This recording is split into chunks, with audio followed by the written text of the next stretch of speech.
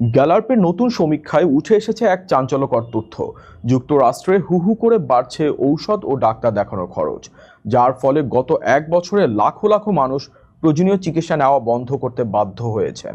জীবনযাত্রার এই তীব্র সংকট নিয়ে বিস্তারিত আরও থাকছে প্রতিবেদনে।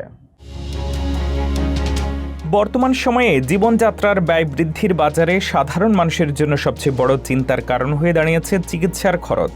এক নতুন সমীক্ষায় দেখা গেছে ওষুধ থেকে শুরু করে ডাক্তারের অ্যাপয়েন্টমেন্ট সবকিছুর দাম এতটাই বেড়েছে যে লাখ লাখ মানুষ এখন চিকিৎসা নেওয়া বন্ধ করতে বাধ্য হচ্ছেন।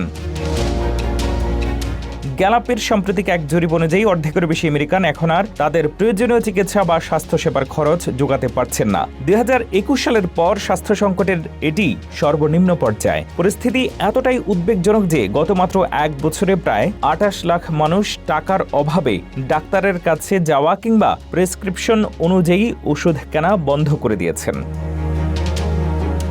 সবচেয়ে বেশি ক্ষতিগ্রস্ত হচ্ছেন তরুণরা। অন্যান্য উন্নত দেশের তুলনায় আমেরিকার স্বাস্থ্য খাতের ব্যয় সবচেয়ে বেশি হলেও সাধারণ মানুষ এর সুফল পাচ্ছে না। 2024 সালে দেশটির মোট স্বাস্থ্য ব্যয় ছিল $5.4 ট্রিলিয়ন।